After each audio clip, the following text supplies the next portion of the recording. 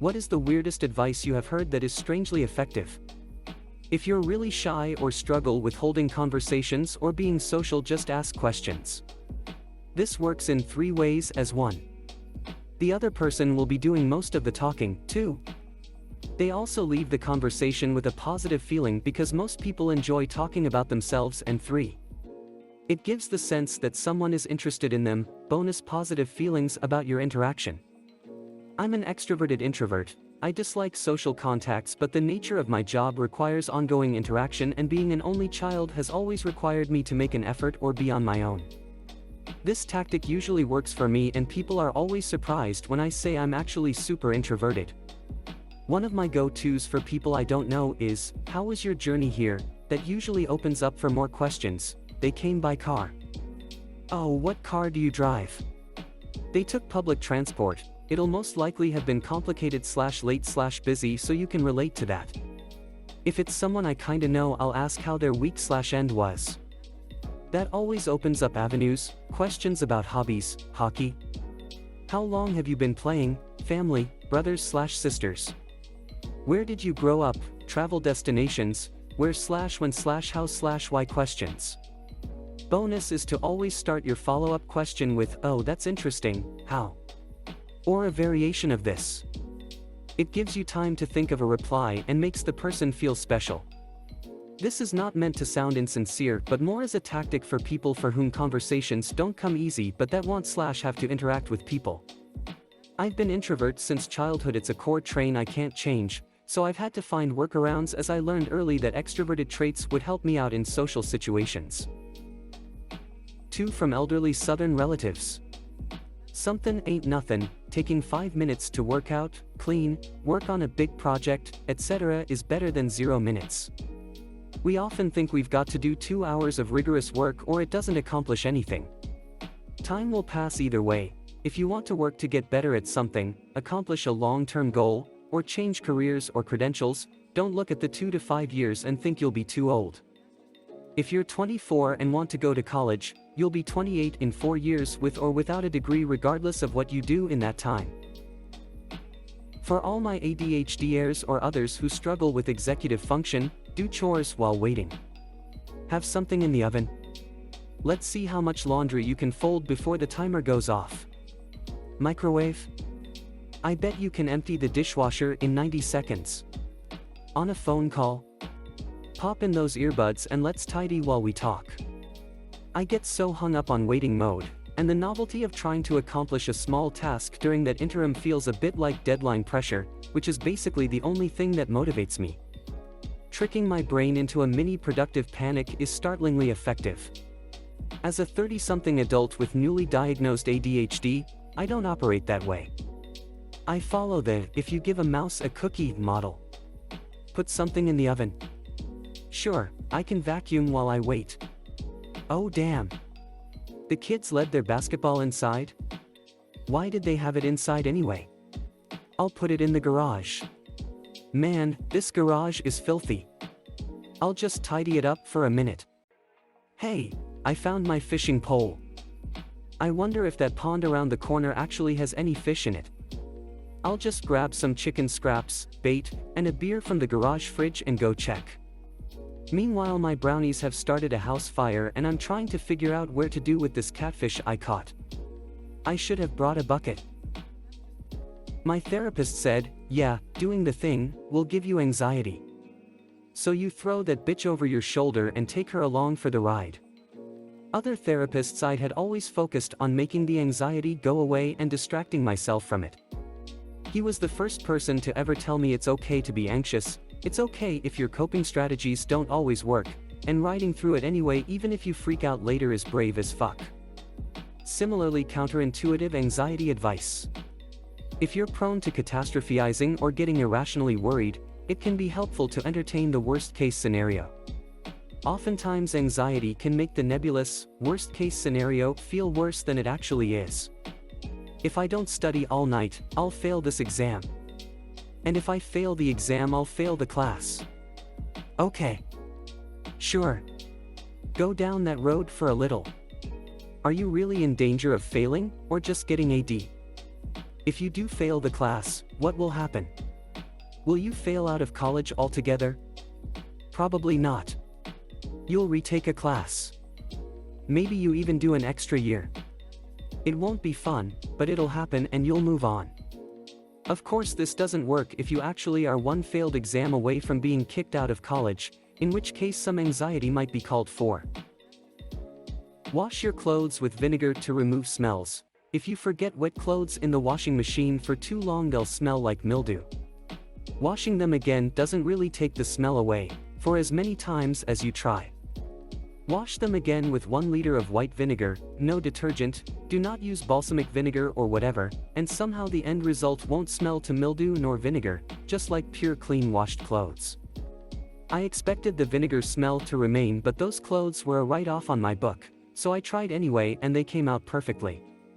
Edit: I just grabbed a 2-liter bottle and poured a bit under half and it worked, but as other comments say, just a cup also works.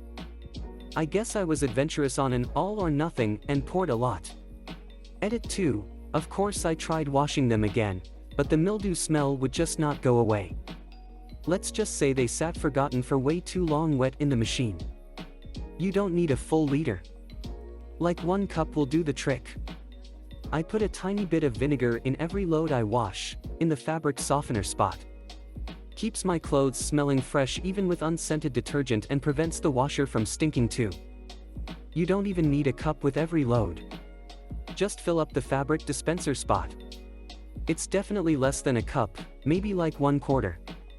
If you have something ultra stinky, then yeah, maybe add a cup, preferably using a soak setting before doing a regular cycle. When you are really, really down, the rules of how one does things are out the window. Examples: body image issues, shower in the dark, can't manage to make yourself a sandwich, eat sandwich component out of the fridge, dirty laundry everywhere, take off the laundry basket lid, can't talk on the phone, make up phone persona and roleplay them, include catchphrases, going to bed makes you nervous, sleep on the couch, can't make up your mind about gifted clutter, put it in a box, get back if you miss it, gift if not. Brains are really, really weird. Sometimes the smallest thing can be a barrier that is impossible to overcome. Remove barriers, get through that terrible week like a well-fed, clean-smelling human, build back from there. I've heard something similar: things worth doing are worth doing poorly. Too depressed to brush your teeth for a full 2 minutes? Do it for 30 seconds. Can't motivate yourself to take a shower? Wash your face. Basically, a little bit of self-care is better than no self-care, so do what you can. Flip the baby to reverse their night/day sleep. A few weeks after our daughter was born, she started sleeping heavily during the day and was awake all night long. Nothing we did helped her switch. We tried keeping her awake all day. She just screamed all night. We tried letting her have small naps throughout the day. Awake all night. Honestly, it was a nightmare. I don't even remember who suggested it. Friend, family, absolute stranger. But someone joked about the old wives' tale of flipping a baby to flip their sleep schedule. We felt ridiculous doing it. My husband and I felt so stupid. We flipped our daughter head over heels and upright again. Then we just stared at each other like, now the fuck what?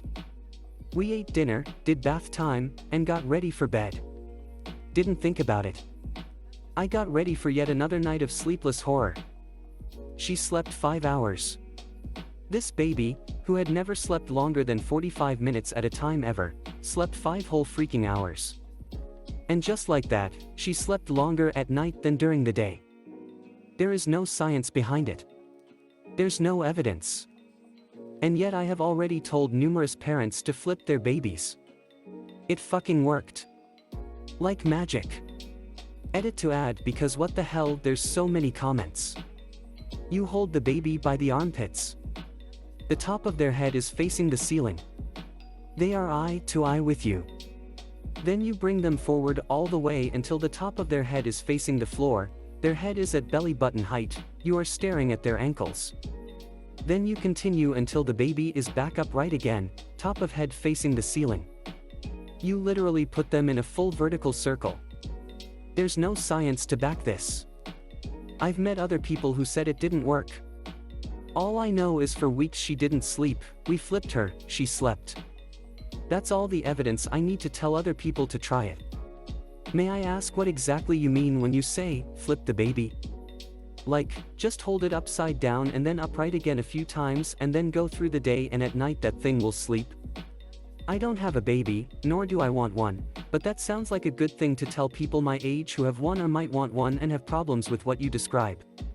Just want to make sure I fully understand what you are saying here, before I advise people to swirl their babies around like a fucking pizza. I tell my daughter to add the word yet after anything about lacking something. I don't know how to play this game. Becomes, I don't know how to play this game yet. That sort of thing. It's meant to redirect negative self-admonishment into a drive to grow and learn. And apparently it's sinking in, because she will say something like, ugh, I can't make it up this hill, while we're out bike riding and then catch me looking at her, give a big eye roll and go, yet, in the exact tone you think a teenage girl would use. Then she ends up sometimes just rage succeeding to prove the point, it's great. She's going to be at least 3 times better than me, low as that bar may be. Read this to my fiancé. He said, surely that works the other way around too. I've never broken a bone in my life, yet. I've never murdered anyone. Yet. Jokes aside, I think this is wonderful and powerful. I plan on trying it out with our own daughter, smiley face. Hope you enjoyed the video. Like and subscribe for future videos just like this.